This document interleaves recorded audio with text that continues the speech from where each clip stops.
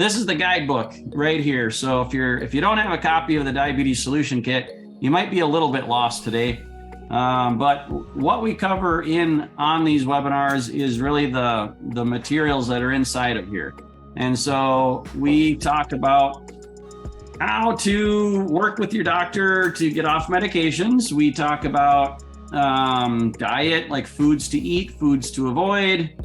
We talk about supplementation. We talk about exercise, sleep, stress relief, supplementations, herbal and dietary supplementations, and other things that work.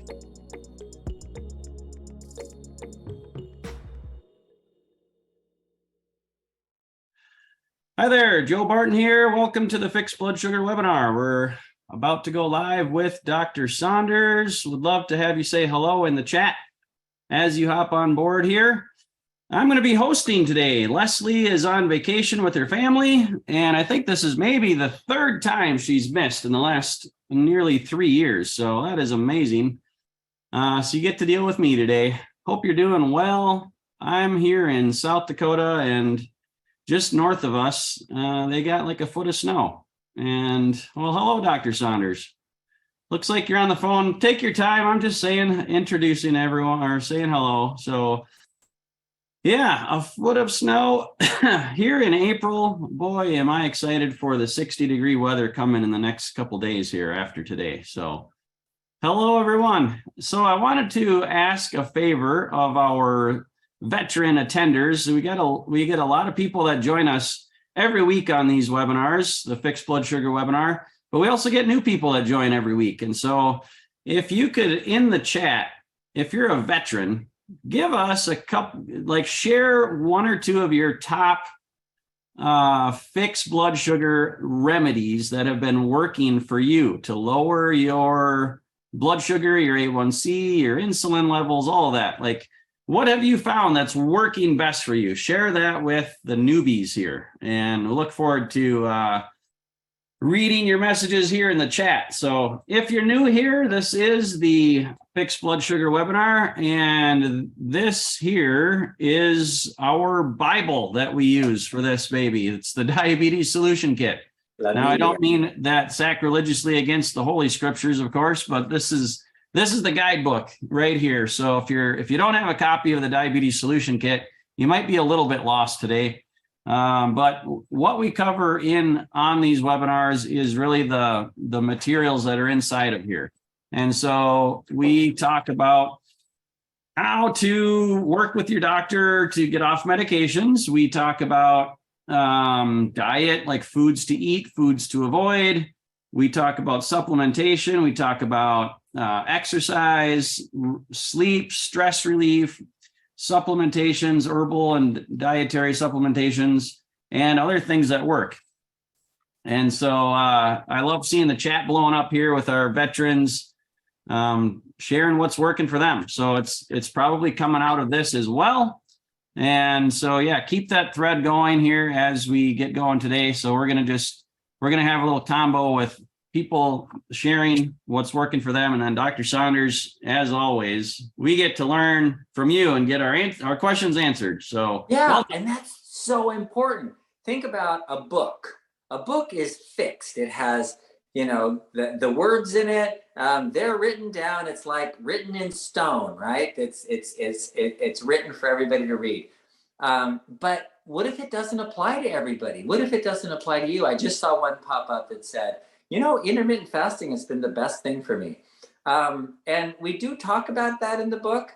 But, for our webinar is really where you get to individualize the treatment and say, okay, I have to tweak it in this way, and I have to do this, and just, make changes according to your personal needs.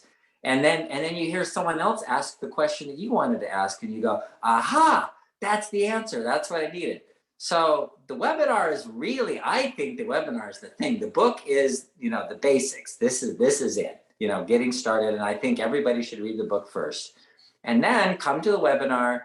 And that's where you get the questions answered and the specifics for your situation can be discussed. Yeah. But so here we are. we don't give you personal advice. That's right. That's our disclaimer. This is not personal advice. This is for general information only. And it's true Yeah. because everybody's different. You don't know people's health history and you're not their doctor. So, but we're on episode, I think we're around 186, 187, somewhere in there. And we post these on bartonwebinar.com and our YouTube channel. So if you're not a subscriber on YouTube, go ahead and subscribe and follow us there. Join us on Facebook. We have Barton Webinar Facebook page, and bartonwebinar.com is really kind of the central hub to find our resources that we talk about, and you can register to join us live on Zoom like you are right now, unless you're watching the replay. So let's see, we got some good information coming here from our veterans. Let's see. So one said following phase 1. So Dr. Saunders, what is phase 1? Today's the basics, right? Yeah. Yeah. Yeah. So phase 1 is just a very basic, simple ketogenic diet. By ketogenic, keto means ketones. Ketones are a specific beta hydroxybutyrate, is a type of ketone that your body makes when you're burning fat for energy. So as you use fat for energy, you make these ketones, and the ketone bodies are actually energy also. Your brain can use the ketone bodies. So some people immediately feel better. Their brain starts working better when they're on this phase 1 basic ketogenic diet. So here's all it is. Just eat 20 grams of carbohydrates a day. It's basic, it's simple. This has been around for 100 years. This was printed in what was the original ketogenic diet was the Atkins diet, right? I think that was the original one. And that's the same thing. They started off with a 20-gram carbohydrate diet. It's really easy. What we add differently is I do not like the old ketogenic diets. They're unhealthy. You're eating what I always say, your bacon, sausage, cheese omelet, and drinking cream, right? That's not healthy. A healthy ketogenic diet has all the vegetables, all the green vegetables, everything green. You can eat anything green. And you have a lot of that. And then you have, you can have meat, you can have fat, that's okay. Because you want to train your body to burn fat for energy. And then you're making ketones. That's phase 1. Yep, that's good. And those 20 grams of carbs are net carbs, right? After you subtract the fiber, I believe, right? Fiber is free. Correct. Free carbs. Fiber is free. Yeah, eat all the fiber. So we have a lot of free foods on there. You know, the free foods, you can have all the lettuce you want, you can have all the celery you want, you can have all the broccoli you want, you can have all the spinach, kale, you can have peppers and cucumbers. There's a list of free foods that you can just eat. If you're hungry, fine, have one of those. It's great.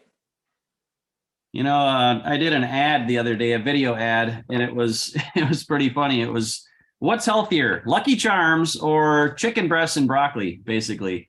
And according to some new government study, Lucky Charms was like really healthy for you. It's like, what in the world? Who's coming up with this stuff? Like, are you kidding me? So, you know, and in the ad, it's like, do you really believe that? Like, look at healthy people. Do you really think they're eating Lucky Charms all the time? Well, you know, what the way they look at it is macronutrients, so low fat, right? That's Lucky Charms are low fat, and they've got a lot of vitamins because it's like candy with a vitamin pill. So candy with a vitamin pill is healthier than all of the fiber and all the rich nutrients you get from broccoli and chicken. Yeah, I don't get it, but thankfully, I think most people understand that is just like, you got to use your common sense. So yeah. Well, big surprise. The government's lying to you. Yeah, shocker. That never happens. Right. Dr. Saunders, you look like you've dropped a couple pounds. Like, you're normally skinny, but like you just look chiseled. Oh like my gosh. Working out. I did. Yeah. I'm down below 150. I fasted I fasted for 4 days. I got sick last week and I fasted for 4 days. And so I got better. But anyway, I did. I lost about 5 pounds. That's good. You look lean and mean, ready to go. That's good to hear. So, I mean, so I opened up, we're talking about food inside of the diabetes solution kit. One of the recipes is baked salmon. I mean, that is a good one. And then right next to it, creamy cauliflower risotto. So I don't know if we want to, where's the risotto coming from? There's really no like rice or what, or I guess it's on the cauliflower. I guess that is the risotto. So yeah, baked salmon. We got creamy shrimp scampi. So, there's a lot of things you can use in here to experiment and eat low carb and delicious. So yeah, try my ceviche. I love it. That is good. All right, let's look at a few other things that people have said. The person that said that the intermittent fasting, it was also not eating after 6 o'clock. That's what we call the 6:10 reset. We've done videos on that. If you check us out on our page, you can learn more about that. Quick shout out to Dan. Dan from Ohio. He's been watching us for 3 months and he went from 7.9 to 4.6 on the program. Wow. That's his hemoglobin amazing. A1C, or is that his blood sugar? I'm assuming if he's from Ohio, it's probably his A1C. Yeah. Wow. Right? That's awesome. Yeah, that's amazing.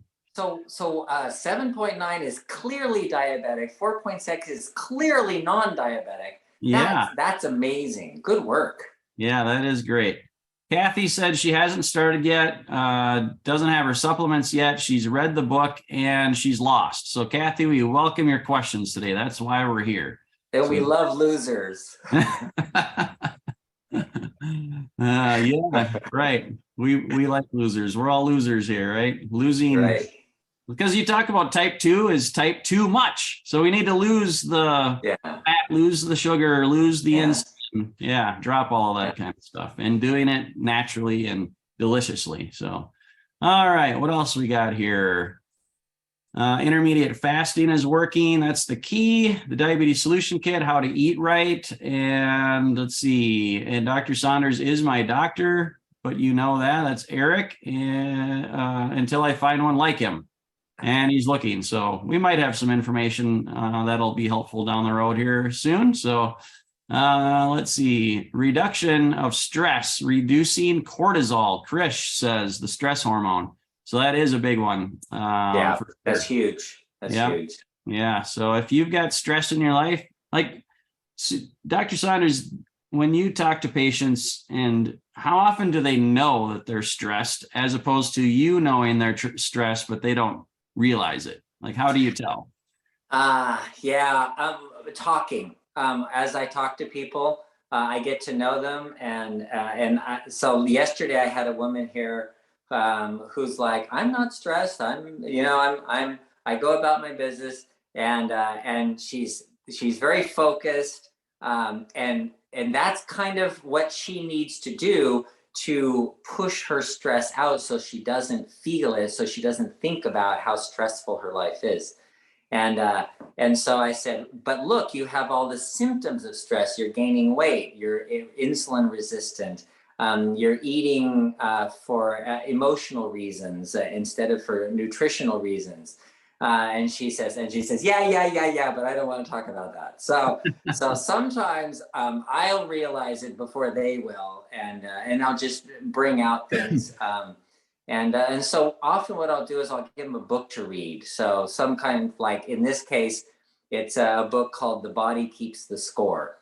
And that is your pain, your fibromyalgia, diabetes, weight gain, all of those body things often come from an emotional issue on the inside. So and the book's really good. Bessel van der Kolk is a psychiatrist who did fMRI scans on the brain, looking at the brain with people who are under stress and PTSD and all that. And it's a really good book. Yes. Awesome. All right. So Jonathan went from 9.0 to 5.6. That is fantastic. Way to go, wow. Jonathan.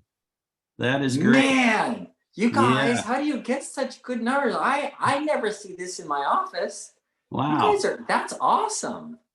They're doing great. I mean, this is amazing. And it's thanks to you, Dr. Saunders. I mean, you're answering questions, and I think these webinars are just motivational. Like it's kind of becoming a tribe. Like we get to gather together and share and like people sharing what's working. So so let's go back to Kathy. She's new here and she is stuck. And she said her biggest problem is massive cravings after dinner. It is miserable. So let's talk about those cravings after dinner. Okay. I get it. It has taken me. Okay. So let me make it just my own experience, if you don't mind if I use a personal experience, and that is, I have done a 7-day water fast, 14-day broth fast. I do periodic every month. I do about between 1 and 3 days fasting. So if I'm eating nothing at all, I'll say my next meal is next Thursday, and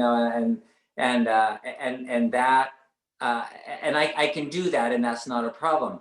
But man, this not eating after 6 is hard. I'm totally with you on that.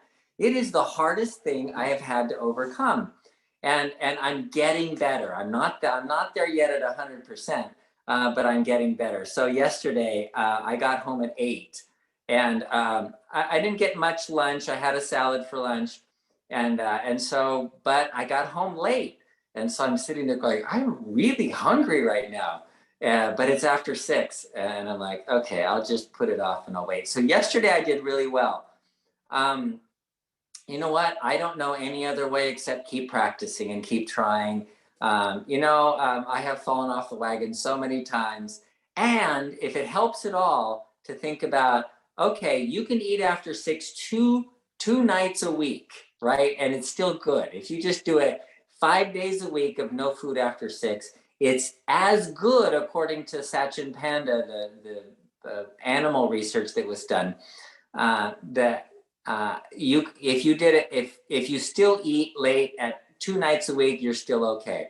So sometimes I've stretched that to, so like 5 days in a row, I eat 2 nights, and then I eat 2 more nights, and then I have to go 5 days after that. But the benefits of that are still okay if you're not doing it every single night. But the more you do it, the better. It's having that consistency. Your adrenal glands need that. It helps with your stress. It helps with your anabolic metabolism to rebuild and repair your body. So just think of it this way. What you want is to go to bed hungry. That's what you want. That's the ideal. That's what you're looking for. So go to bed hungry. And if you don't get it right every time, just keep practicing. And I get it. It's the hardest thing I've ever done. I don't know. I've never done anything harder. Yeah, I think that's one of the keys is like the feeling of hunger really is like, it's like your body telling you like, okay, it's working. Like right now, your body is like starting to repair itself. It's like, all right, I'm going to release that human growth hormone. And so it's like, just make it to 9 o'clock, 9:30, go to bed. And then you'll be waking up like 4, 5, 6 o'clock in the morning and you're ready and eat a big breakfast and, good to go. So, and sometimes too, like if you add maybe some healthy fats and protein to your diet, that helps with cravings as well, like avocados and, things like that. If you're not eating enough of that, sometimes your body will really feel hungry as well. The other thing I was going to mention was I've been listening to like Joe Rogan and Huberman. They talk about cold plunges and, there's mixed data on the benefit of it as far as like weight loss and things like that. But one thing that there is no debate about is that it makes you more mentally resilient. So if you can jump in a cold plunge tub or just like even just take a 30-second cold shower where you're just freezing yourself, like for your mind, and you have this little voice in your head that's telling you, no, you don't want to do that. That's going to be miserable. Like, yeah, and it's going to be good for me, you little, and so that's when you're like, I'm just going to do this because it's good for me. And then you do it. And like, the more you can do that, like you get these little wins and like you build up this resiliency and Like, and so like, if you can do that, then you can also like not eat after 6 o'clock, things like that, like you start stacking. So. Yeah. Yeah. I don't know. It's easier for me to do the cold plunge than to not eat after 6. I swear that is the hardest thing I've ever done. Yeah. I mean, because your brain is like constantly reminding you like, hey, you're hungry. Let's go. Let's eat Yeah. something. And then I get up in the morning and I'm thinking about food. Food, breakfast. What should I have for breakfast? Right. But if you fast a whole day, like I think it was last Monday, I went a whole day and didn't eat. It's like that's almost easier if you have the whole day. Like I'm just not going to eat. Like, yeah, I was hungry by the end of the day, but it's like I've already got this progress. So maybe it's easier for someone just to fast the whole day and then go to bed on an empty stomach and then, eat the following day. Like if you did that a couple times a week. I find that easier. That is easier. I don't know this. Yeah. Not eating after 6 is harder than fasting Yeah. all day. I don't know why. So yes, it's not easy, but it's possible. And there's all sorts of things. So yeah, if you're not able to do that, do the other things. We've got supplementation, we've got the low carb, we've got stress relief, and all sorts of different things like that. So so we try to go for about an hour on these webinars. I'm going to try to get to everybody's questions today. We have 130 people joining us today live, which I think is the most I've seen on here. So I'm going to get rolling with these questions because I know once you start answering, then more of them come. So I'm going to move on over to the Q&A section. If you have a question, find the Q&A section on Zoom and put it in there. That's the easiest place for me to keep track of them. So, all right. Okay. How good is your heart vitamins for cleaning plaque? I'm less than 20 grams of carbs a day and I eat 2 meals a day. So we've got some heart supplements and synochroma and other things. Let's talk about the heart. Okay. So the purpose for the heart supplements is to help to lower stress hormone levels and to help to provide the nutrients that are needed so that the heart can function and have enough energy. There are common deficiencies that are found. The only supplements I recommend are things that are deficient. And so because these are common deficiencies, that's the purpose of the heart supplement. So the answer to your question is it doesn't work. The supplements are not going to clear your heart out. They're not going to take cholesterol out of your arteries. That's not what they do. They provide energy for the heart. The heart needs enough energy, but they don't take cholesterol deposits out of your arteries. The only way to do that is something called autophagy. Auto means self. Phagy is eating. So you have to eat yourself. And the way you eat yourself is by not eating food.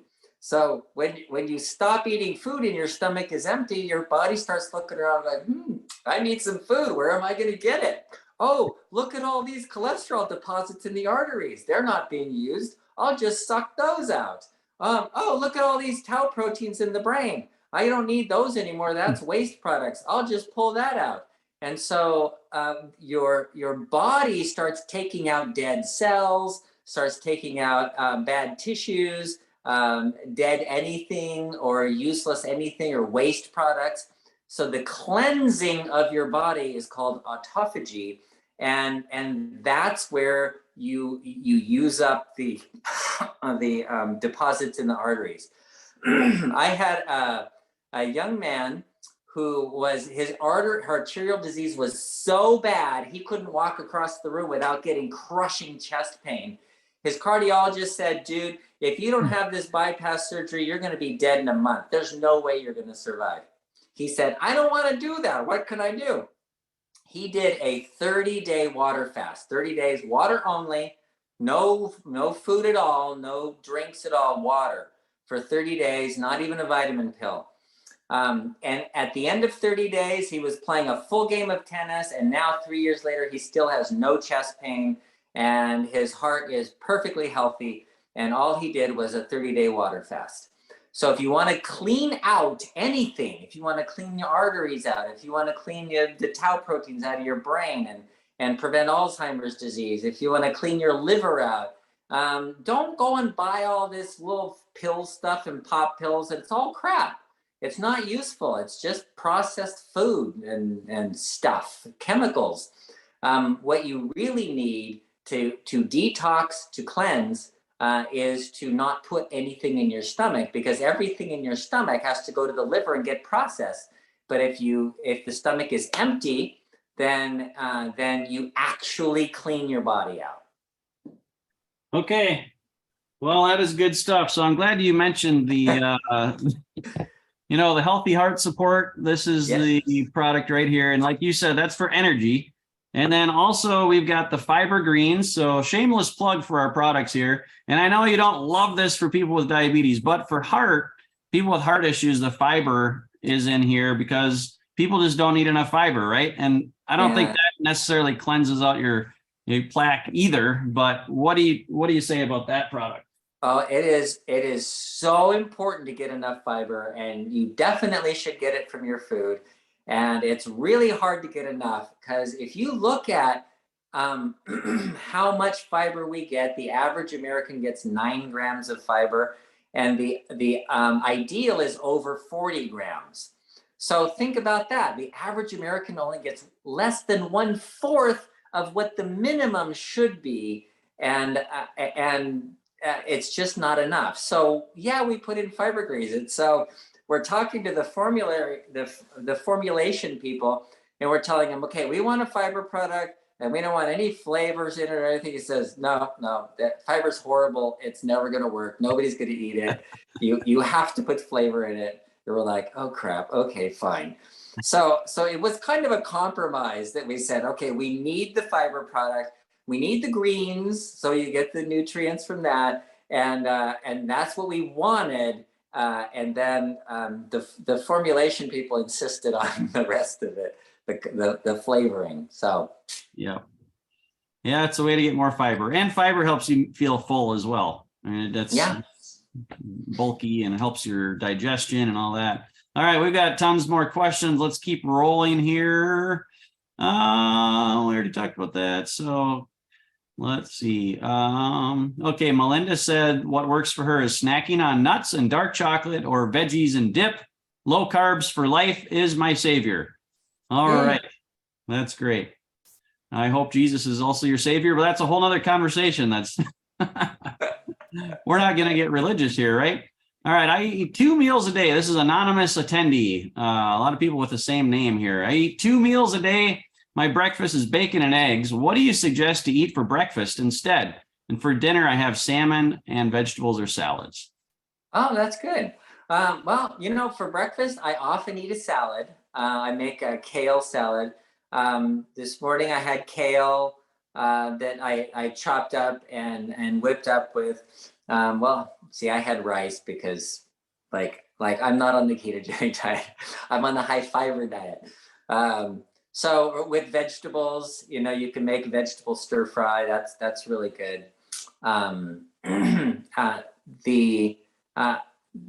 Don't limit your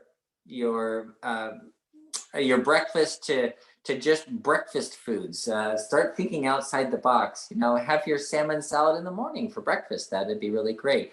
Or anything on the menu. Steak and eggs. So. Yeah. I got to ask you, I've been, some people are talking bad about kale lately, and they say it's better to just eat like organ meats. Like you get a lot more nutrients and nutrition out of eating, beef liver or whatever, chicken hearts or something. Like what's your take on that? They're just different. It's not that you have to have one or the other. When Dr. Terry Walls, she had multiple sclerosis, and she cured her multiple sclerosis by just eating a diet. So she started getting, she didn't get better, but she wasn't getting worse when she was taking all the nutrients, popping all the pills. So then she asked the question, what happens if I just eat the food that contains those nutrients?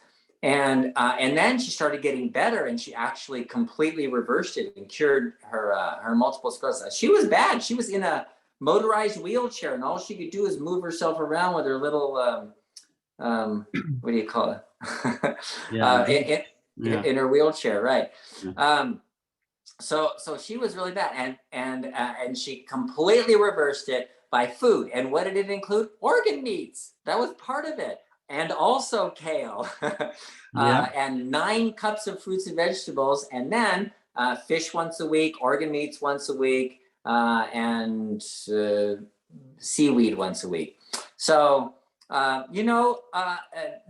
it's not an either or situation. Yeah, have organ meats. That's great. And also have kale. They're different. Good. All right. So let's talk about Steven's question. Most poultry today is raised on GMO corn and soy. Wouldn't grass-fed beef, bison, or lamb be better? Technically, yes. Yes. I would totally agree with that. If the chicken is raised on corn and soy, then the oils in the chicken are going to be the same as corn and soy oils, which is omega-6 fatty acids. And our problem is that we have generally a lot of omega-6 fatty acids and very little omega-3 fatty acids. So they all just take fish oil because you need more fish oil to balance that out. The other option is just to take in less of the omega-6. So avoid vegetable oils, soy oil, corn oil, canola oil, which may mean, either you have to get vegetarian, even vegetarian chicken. Yeah, you have to get high omega-3 chicken they make, or omega-3 eggs, and then grass-fed beef or bison. Yep. All right, I'm going to do a little something fun here. Joseph just said he's mostly sedentary, knows he needs to walk, but finds it hard to get motivated. He said he's going to try and walk after the webinar. Let's do something right now, everyone. If you're sitting in a chair, if you're able, let's get up and move a little bit. Come on, Dr. Saunders. Okay. Let's get up. We're going to do just come standing up, like some stretches. If you can do a little air squats, get the blood pumping a little bit. We're going to take a break here because it's the bottom of the hour. We've been sitting for half an hour. Let's move those legs. We're going to practice what we preach here. So do some air squats. We can do some running in place or walking in place, slow motion. You can stand on one leg and try to balance. We're going to get that blood pumping. So go ahead and do that as long as you want here. There's no reason we have to stay sitting down during these things, right? All right. Hey, let us know in the chats if you did something. Let's hear what you did. Okay, let's keep going. Do you prefer baking to grilling or frying extra virgin olive oil? Please and thank you. Okay, so baking, it's just a preference. I don't think one is particularly better than another, but we talked last time about mixing your oils with your carbs and not mixing oils with carbs. If you're on phase 1, then you're not going to have the carbs anyway as a general rule, but really mixing oils with carbs. So if you have anything that's like a potato or something, even pouring olive oil over that and baking it is still mixing the oils with the carbs. So separating them out is a better idea. But whether you air fry it, I love my air fryer, air fry it or boil it or fry it in a fry pan or put it under a broiler. Any way you cook it just depends on how you want to cook it. It's not, I don't think that one is particularly better than another. Really, it's what you eat or how much. Yes. All right. All right. Somebody wanted to know, how do I get the diabetic Bible, AKA the diabetes solution kit? That is found, multiple places. BartonWebinar.com is probably the easiest place to find it, or BartonPublishing.com. But BartonWebinar.com, that's where all of our resources are that we talk about. And scroll to the bottom of the page and you can order that baby right there. Use the coupon code webinar25. Let us know that you're watching and you'll also save 25%. All right. And so let's see, we had somebody said they were taking a shower while watching us. So, hey, that's pretty good exercise. Thankfully, no cameras are on right now, right? As far as we know. All right. Byron says, I've got a pacemaker and I take, it says warfare. I think warfarin. Yeah, warfarin. So not eating many greens. What other thing can I take instead? Okay, so when you're on warfarin, the vitamin K in the greens can counteract the warfarin. Warfarin's not a good long-term solution because of the vitamin K problem, and I've had several patients now, after being on years of warfarin, they get calcium buildup in their arteries because vitamin K is what's necessary to get the calcium out of the arteries and put it into the to the bones. So and the warfarin blocks the vitamin K. So that might be something to talk to your doctor about first, is because you really may need the vitamin K. And then so the other options instead of kale or green vegetables are all of the other vegetables, everything else that has fiber in it. You can have all the like cauliflower and radishes and cucumbers and lettuce, all those kind of things. All right. Connie says, staying tuned into the weekly webinars is key for me to keep motivated. So question, what food can you use if you don't like avocados? What fruit? What fruit? What food? Fruit? Yeah. Yeah, cucumbers, bell peppers, radishes, let's see, lettuce, all the green, anything green is fine as a rule. Yeah, if you don't like, I used to hate avocados and now I love them. It's so funny. I used to really nah, I didn't like them at all, but now I like them. Yeah. That's what I had for lunch. I made some guac and ate away, lots of lime and some salt and pepper and garlic and a little salsa. So yeah, that was good. All right, Aubrey, do you have a range of calories that a person should eat while intermittently fasting? Wow. Well, one of the things that we don't do is count calories as a rule.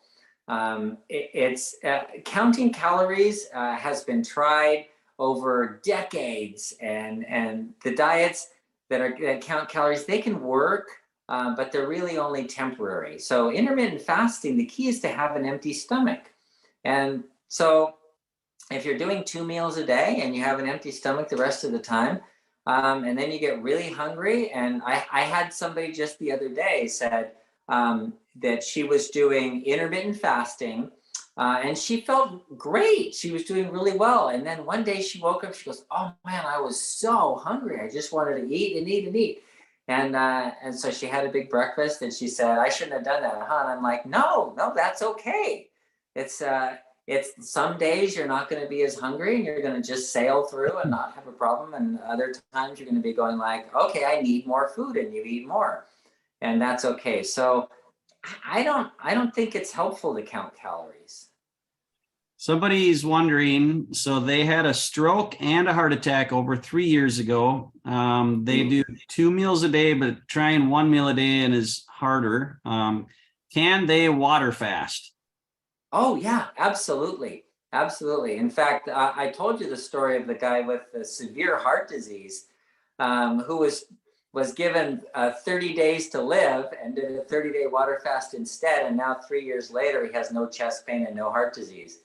So yeah, absolutely you can. In fact, that's a good way to repair your brain. All that, the human growth hormone is going to repair the brain while your stomach is empty. All right. Gilbert wants to know, what do you think about berberine supplement? And we just happen to have our own berberine with milk thistle. This is one of our newest products because we had heard a lot of people saying they like berberine and did the research. And yeah, what do you think? Berberine is great. In fact, I think if doctors would use berberine instead of metformin, I think it would have more benefits and less side effects. So I think berberine is is an excellent supplement for diabetes, and even for like inflammation, people who are, I don't know, prone to cancers and things like that. I think berberine intermittently is just amazing. Like everything that I've studied and then looked up. Does berberine help this? Yeah. Does berberine help arthritis? Yes. Does berberine help cancer? Yes. Does berberine help diabetes? Yes. Everything I've studied, berberine is like useful and like good studies to show that it works. So yeah, I approve. Berberine's Yeah. good. And we added milk thistle to ours because there's studies out there that show that helps the absorption of the berberine, and also just has benefits on its own for like detoxification. And I had some dental work done yesterday, and got some Novocaine, and I don't like any of that, but it's one of those necessary evils, I guess. I mean, some people just go without Novocaine, but anyways, I'd loaded up on the berberine after to help detox, along with drinking a lot of water and different things like that. But yeah, this is going to be is quickly becoming one of our best sellers as well, along with the Synachroma, which is kind of like the baseline blood sugar. While I'm talking about it, Synachroma. So this you formulated this because it's based on test results of thousands of your patients over time that were deficient in chromium, vitamin D, selenium, vanadium. They probably weren't deficient in cinnamon bark extract, but that's what we add in there also. But it helps with insulin sensitivity and blood sugar.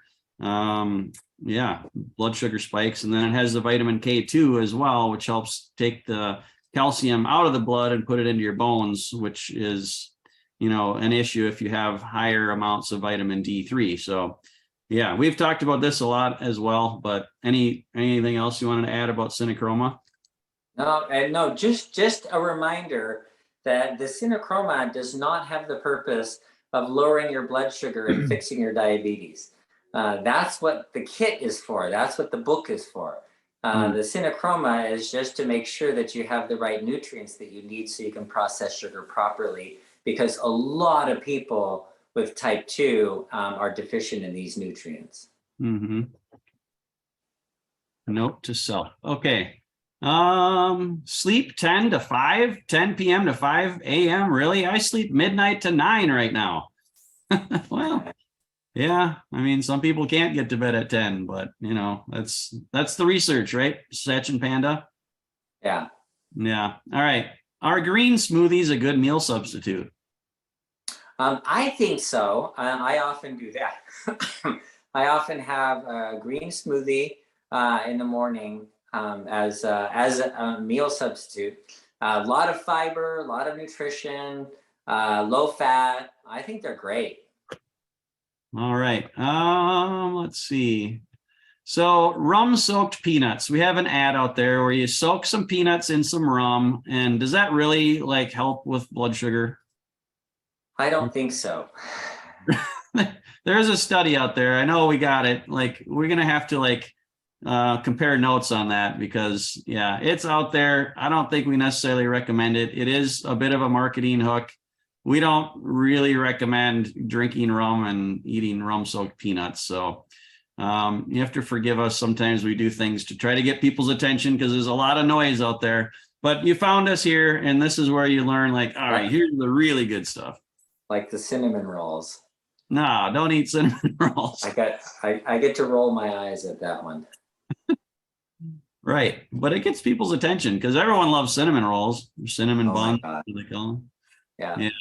But we won't even talk about that. I don't want people to stumble over this now. Okay. Butch had eye laser surgery due to diabetic retinopathy. He's been using the vein and artery supplements. Any other suggestions? Okay, good. Vein and artery supplements. So what happens in the eyes are the eyes aren't getting enough blood vessel. They're not getting enough energy because you have to have a protein called a glucose transport protein to bring sugar in to the cells and the fluid around the eyes, around the retinas. And so because they're not getting enough energy, they send back a signal saying we need more blood flow here because we're not getting enough energy. So you get proliferation of blood vessels, and you get all these blood vessels in the back of the eye. So then the doctor goes in, looks in your eyeball and says, oh, you have all these blood vessels in the back of your eye. I'm going to burn them. So they take a laser and they just burn. They cauterize all of these extra blood vessels in the back of your eye. It doesn't solve the problem, but it does prevent the proliferation. It does prevent the more and more blood vessels causing more of a clogging up of the back of the eye. But it doesn't solve the problem of getting the right kind of energy. So really what you want to do in that kind of a case is to lower the blood sugar. And when you lower the blood sugar, then you make more of the glucose transport protein so that you can get the glucose into the eye, into the retina, because the retinas need constant high supply. They need a lot of this energy moving through them all the time. And when they're not getting enough, then that's what they're going to do. They're going to start saying, hey, we need more blood. And then you're going to get proliferation. So the eye doctor is treating the symptom without treating the underlying cause of it. So the underlying cause is too much blood sugar. So what you want to do is bring the blood sugar down so you get more glucose transport protein so that you can get sugar in. It's kind of paradoxical, but that's the way biological systems work. You know, it works that way for anything. If your hands are really cold and you put them under warm water or even cold water, like if you're out throwing snowballs and you come in and put your hands under cold water and you go, it's hot. It's just the difference. And that's the way biological systems work. So glucose is the same way. So the most important thing, yes, you're taking the supplements, that's fine. But the most important thing you can do is get your blood sugar down. All right. Somebody pointed out that someone in the chat said they are a thin diabetic and they're trying to maintain weight under this keto plan, and they live in assisted living. What tips can you offer there? Oh, that's tough. I was medical director of a facility for a long time, and institutional food is very hard to deal with. But if you're really thin and you have type 2, then there might be some other issue there. You might have antibodies, autoimmune kinds of problems with like autoimmune insulin or islet cell antibodies. So what you need is more testing. If you're really thin and you're having trouble keeping your weight on, then it's unlikely that you have insulin resistance with high insulin. It might be that you have some insulin, but you're not making enough of it. So in which case it's a totally different issue. So testing is the first thing. Test your insulin level, C-peptide, and then look at insulin antibodies and islet cell antibodies. And there's one called GAD65 that's a useful test to look for autoimmune type of diabetes. Yeah. All right.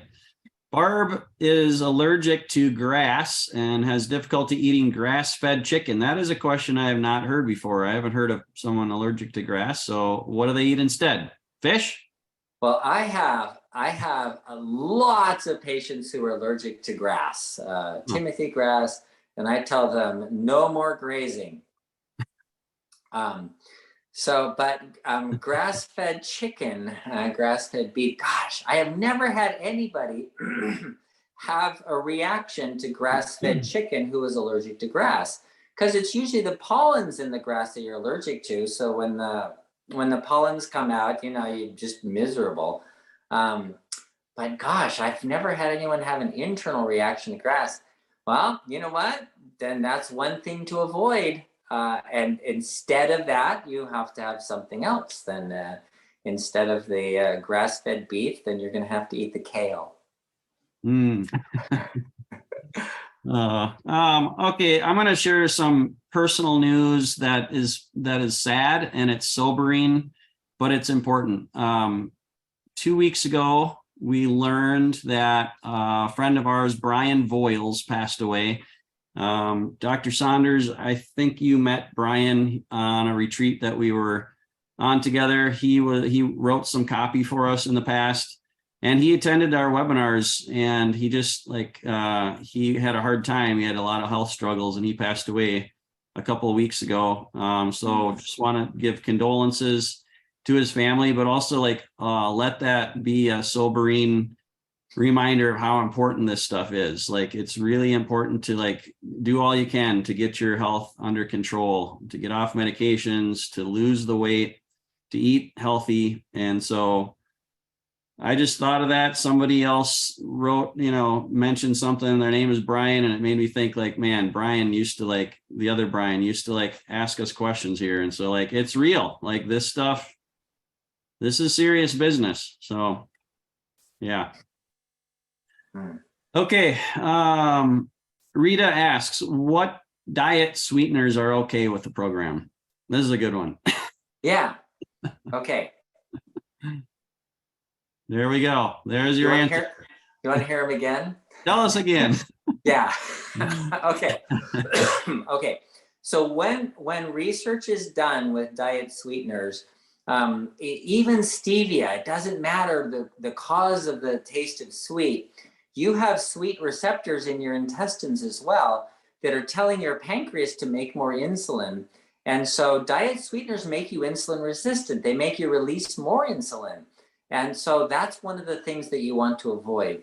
So I have had cases of people who the only thing they're eating, just drinking, one woman drinking bone broth for 2 weeks, she lost a total of 4 pounds, and she was so disappointed because I told her it'd be about a pound a day. And then we figured out she was putting stevia drops into her herbal teas, and that was causing her to release more insulin, so she couldn't lose weight because insulin prevents you from burning fat for energy.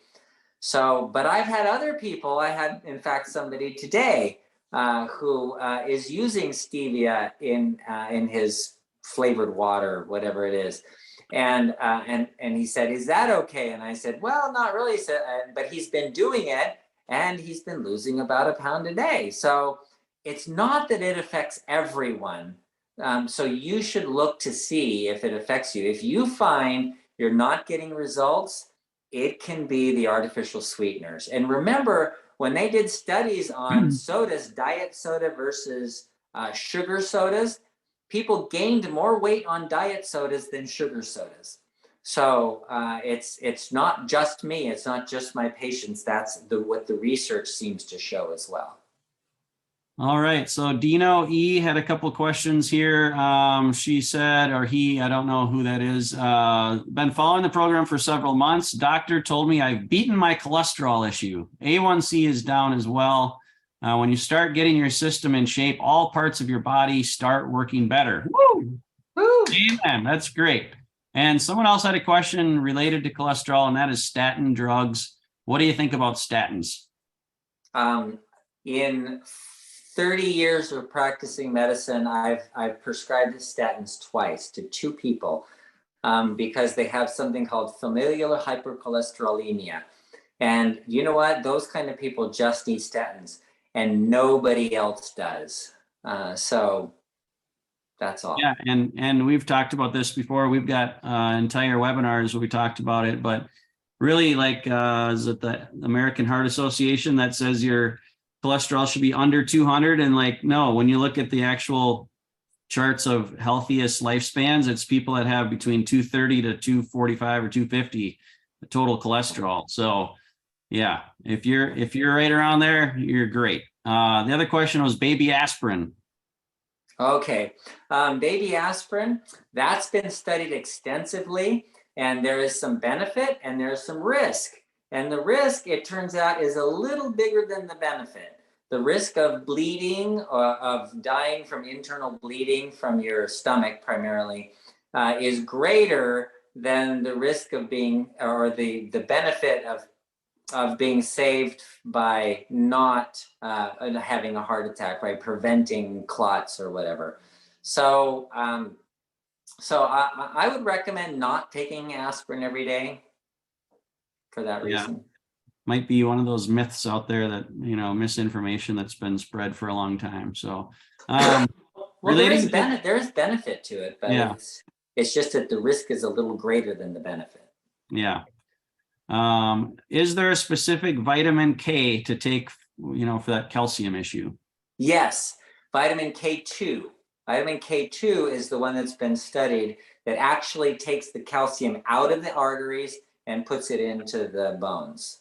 And that's what we have in Synachroma. It's vitamin K2, and then it says MK7. What does that MK7 mean? MK7. So there's two primary different kinds of vitamin K2, MK4, MK7, and they're both fine. Either one of those is fine.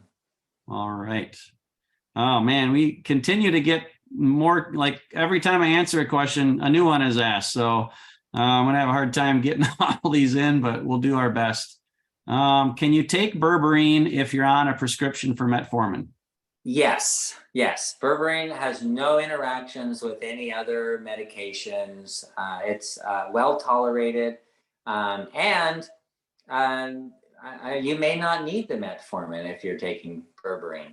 Yeah, that's something to be working with your doctor on. Like if you take the berberine and then your blood sugar starts to get into that normal or lower range, like, yeah, talk to your doctor about, hey, can I get off this metformin? Like, let's try it. And why not? So, and then another question related to metformin. If you fast, do you just not take your meds during that time? Yes. Yeah. It's not a good idea to be on medication. So for example, antihypertensives will tend to bottom your blood pressure out while you're fasting. And drugs for diabetes will tend to drop your blood sugar down too low. You'll get hypoglycemic more if you are fasting. So while you're fasting, it's not a good idea to be taking medications or herbs or vitamins or any supplements or anything like that. Of course, check with your doctor because everyone's unique and different. So we're not saying don't take your meds, but generally, right? Yeah. Okay. What should my blood sugar be after I eat a meal? After you eat, that's a really good question. Yeah, that's a good question. So after you eat a meal, it'll tend to go up. And if it goes up around 110, even as high as 120, that's generally accepted as okay. Ideally, it should stay around 100 and maybe a little bit over 100, 102, 103 is fine. That's ideal. But most people who have type 2, they're going to get up to 110, 120 because of that little bit of insulin resistance. But if it goes over 150, 160, then you still have significant insulin resistance. And does that matter what you eat? Like, are you saying if they're eating like low carb, then it would go up to maybe 100, 110, but eating carbs is going to be more, right? Yeah, that does make a difference. If you eat half a watermelon, it's going to be a lot higher, even though it's perfectly natural and normal. But watermelon's pretty rapidly absorbed. The glucose in it is rapidly absorbed, as opposed to if you ate the same number of calories in a steak, you're going to have a totally different blood sugar. Yeah. So, yeah. And you talked about CGMs, the continuous glucose monitors, being helpful. So you can see like, all right, I ate this food and here's what happened right afterwards. So you don't have to keep pricking your finger all the time, but yeah, those are great. Mm-hmm. What do you think about someone taking vitamin B12 injections in the legs for foot pain?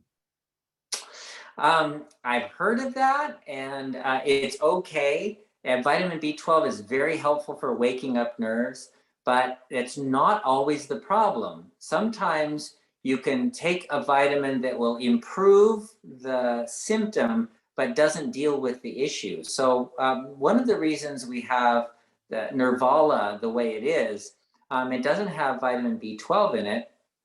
It has vitamin B1, benfotiamine, and then alpha lipoic acid, because those deal with the underlying cause of the diabetic neuropathy, which is primarily circulation and inflammation. Those are the two things that this deals with. Yeah. Johanna had a question. How can you improve neuropathy? I have it in my left foot. So that's, yeah. Nervala. Yeah. Exercise, take Nervala, get your blood sugar down to normal. Get it between 70 and 90 so that you can get sugar into your nerves, glucose into your nerves properly. All right. Let's see. I've been trying to figure out whether a Premier protein drink has sugar substitute. I guess I'm not sure. That's probably a specific brand. What's an acceptable range for triglycerides? And I'll let you go after this question. Oh, good question. Okay. So triglycerides ideally should be under 150, usually around 100. The higher the triglycerides are, the more likely it is that you're not able to use fat for energy very well. We talked before about this, about how the body uses like 60% of its energy from fat and 40% from glucose.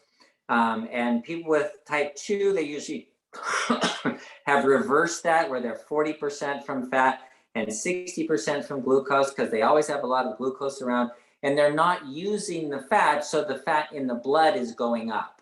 So that's what triglycerides are. Triglycerides are the fat, the energy type fat that you're not using, or that's in your blood that you could be using. So when that goes up higher, like if it's over 150, then you can expect that there's some insulin resistance. So ideally, it should be around 100. All right. Well, I know you have patients to see. You're in your office today, and just again, appreciate your time. And I'm going to stay on here and try to help answer a few other questions, just because of what I've learned being in the presence of Dr. Saunders. So see you later, doctor. Okay, bye. See you soon. All right. Okay, everyone. So you're left with me here. You're welcome to stay or leave or whatever, but I'm going to go through. We had a lot more questions come through. I think there's like 16 unanswered ones. And some of them I'm just going to refer you to our webinar. Again, the webinars that we've recorded and put up on YouTube. Barton Webinar is the name of our page there. Just go ahead and search us and you'll find us in YouTube.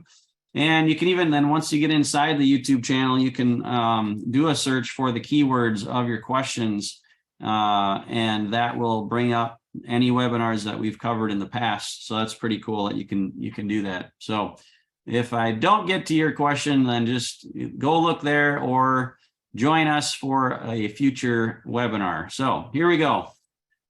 Kathy, you've got a question about thyroid medications, and I can't answer that one, so that'll be next time. Someone had a question about the gummies, like that have marijuana THC in it. That's from a Facebook competitor.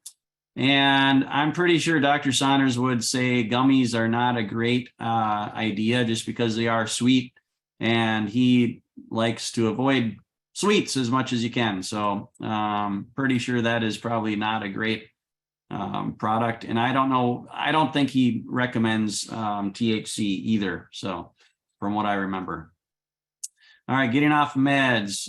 Will your product work with meds? So every time Dr. Saunders has answered, if somebody asks, can I take your supplements along with my meds? The answer has always been yes. Really, like, our products are all like, he says it's like foods. Like, you eat foods, and there aren't, in most cases, there aren't foods that you can't be eating that are going to have counteract with your medications. But again, it depends what medications you're on. But if we're talking about like metformin or statins or things like that, typically there's nothing to worry about with our products. And if anything, that's how you basically go from, if your meds are here and your supplements are here, you can kind of like go like this, and supplements will eventually help you replace that, because your body is getting the nutrients that it needs at its source level. And of course, the food is really what Dr. Saunders talks about all the time. It's not the supplements, it's the food. The food is the most important thing. What you eat, and getting the nutrients in your food is most important. But there's also like a lot of our foods are depleted of the nutrients that they used to have and don't have anymore. So really, the only way to really know is if you test your blood and test the levels of different vitamins and minerals in your body. But for the most part, like these supplements they're healthy. Your body, uses what it needs and it eliminates the rest. So, all right, Deb is asking about gout. And I know gout, we have a report on that. If you go to bartonpublishing.com, you can get a gout remedy report. And we talk about some remedies include baking soda, cherry juice, and those are the top two that I can remember off the top of my head. So those are really good. You can try that for gout. And it's also, of course, avoiding, I think it's really the fatty, it's the king's problem is the gout. So those rich foods, high in fat, high in carbs, that is definitely, and the uric acid. So, okay, that one was answered. Let's see, Brian on phase 2 slowly worked up to 80 to 90 carbs a day. That's great to hear, Brian. Spending lots of time in the gym, 3 to 4 times a week. That's awesome. Put on 6 to 10 pounds of muscle. Great job. Fasting at least 12 hours a day. But A1C is inching up from 5.4 to 5.7 to down from 12.3. So if you're in the 5s, that is a great range. I think the higher end of 5 is going to be technically pre-diabetic, but if you're staying under 6, that's a really good place to be, Brian. So I would you might want to cut back a bit on the carbs. That's my guess is what Dr. Saunders would say. Let's see, your morning blood sugar is always under 100. That's fantastic. 2 hours after meal checks are under 145. So yeah, I would say probably just reduce your carbs a little bit more if you want to get into that 5.5, 5.4 range. So hope that is helpful. Let's see, blood panel results. That is beyond my pay grade, so we'll have to save that for another time. Kathy talks about having no energy. So I don't know for sure either. We'd have to learn more about why that is and what your blood sugar numbers are, and could be a heart issue. A lot of times if your heart is struggling to pump blood. So let's see. What do you think about someone taking vitamin B12? We already answered that one. Neuropathy, we answered that one. That is the Nervala and the diet. Let's see, triglyceride range, we did that one. Greg almost died from a duodenal ulcer, easy for me to say, on a regimen of baby aspirin. So that might be something to take as a warning. So too much of that baby aspirin, that's probably one of those risk factors that outweighs the benefits of the baby aspirin. So Jonathan, any thoughts on osteoarthritis? I know we've covered that in a prior webinar, so I would recommend you check out the archives in our YouTube channel and search for osteoarthritis or arthritis. Okay, how can I get off my statin? I would also refer you to a previous episode. And then when can I stop testing my blood sugars? So you can definitely reduce that once you kind of get your blood sugars that you're seeing that in normal range over time. After you've implemented some of these strategies, you don't have to do it as much. I think it's still a good idea to measure your blood sugars on occasion just to make sure things are doing good. So let's see. Kathy asked, last night my blood sugar was 163, but this morning it was 99. How can that be? That's another popular question. Actually, the reverse of that is actually more question we get is like, why is my blood sugar higher in the morning? So Kathy, come back next week. Let's get Dr. Saunders to answer that one. And my guess is that your body, over time, your blood sugar is going down if you're not eating, right? So I guess that would make sense, and that's what you want it to do. So, all right. Will your products work with meds? And I already talked about that. Griselda, what's that picture behind you besides me? It looks so interesting. Great question. I think you're the first person to ask that. So this here, I'll take it off my wall. This is a painting by Akiana. I don't know how to pronounce her last name, Kramaric. So it's a little boy, looks like a city burning behind him, and he's like working on some sort of a map, or he's looking at a map. It looks like a little flashlight there. So it's an orange glow behind him. I don't think it's burning, but Akiana she was a prodigy artist, and she is the one that painted this picture of Jesus right here, which she did that when she was 8 years old. Like, come on, 8 years old? When I was 8, I could barely scribble with crayons. So, and here she is painting Jesus, and her story is pretty amazing. If you want to check her out, Akiane. She was on Oprah Winfrey a long time ago. That's why I saw it. So, all right, get this back on my wall here. But I like this picture because it's inspiring. It just makes me think of being creative, like, young Joe sitting there thinking and daydreaming, and well, he probably should be working on homework. But yeah, so that was me, and that's my boys. So thanks for asking that. And let's see. Coconut oil, is that healthy for eating and cooking with? Yes, that is definitely a great one, a great oil. Coconut oil, olive oil, avocado oil. Those are kind of the three. Let me look. I'm looking at my grocery list here on the Diabetes Solution Kit. So what do we got for oils? Olive oil, coconut oil, sesame oil. I think we should take that off the list, honestly. We've got liquid aminos and chili garlic sauce. So I got a couple notes here. We're going to be updating this. Every once in a while we catch things. We don't want to be putting soy sauce or sesame oil in our food. And so I don't know how that got on this list, but hey, just keeping it real, right? Let's see. We got another question here.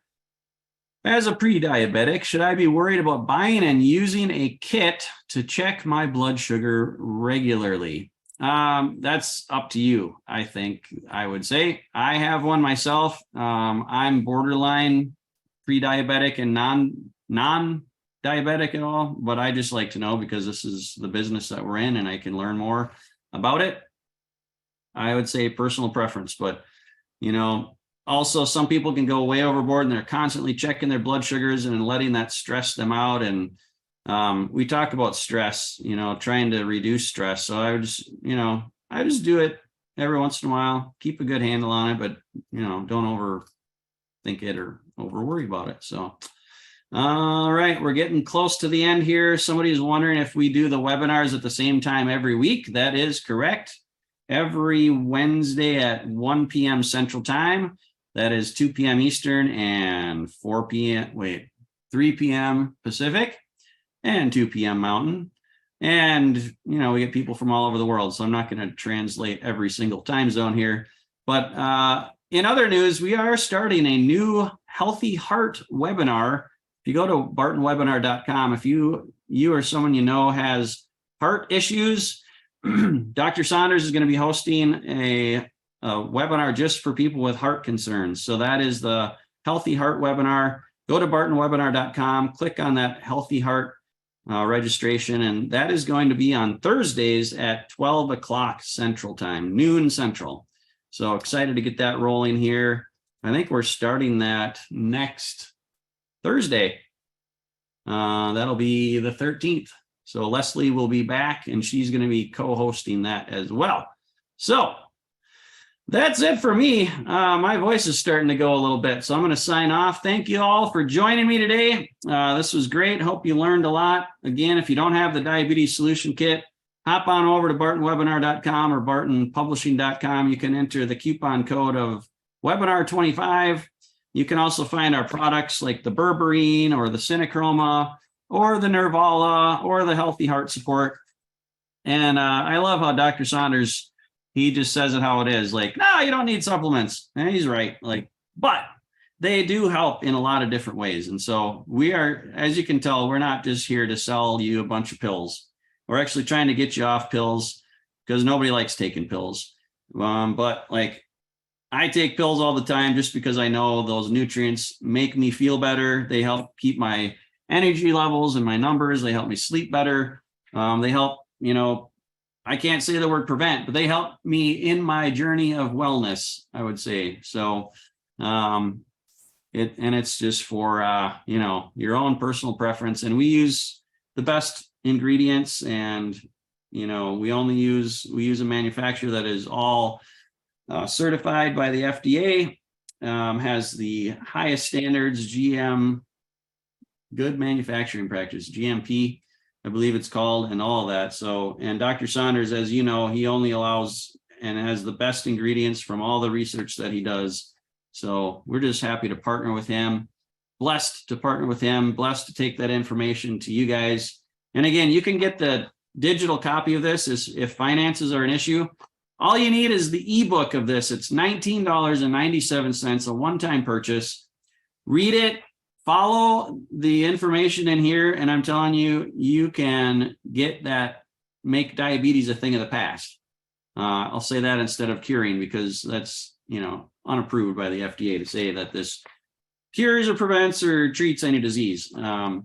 But, reading between the lines. And again, honestly, we like to say we put it into remission. It's not a cure. It is put it into a remission. So long as you're doing the right things and giving your body the proper nutrients and fuel that it needs. Like, your body is an amazing machine that is constantly healing and repairing itself. So it's really about putting your body in the best position to heal itself. And so that's what the information does. That's what your actions do by, stress relief and exercise and sleep.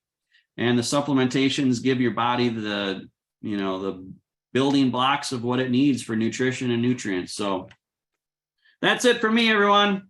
Great. Thanks for staying on. Appreciate your time. Have a great rest of your day, and visit us on bartonwebinar.com to learn more, and check out our YouTube channel over there as well. Take care. God bless. Bye-bye.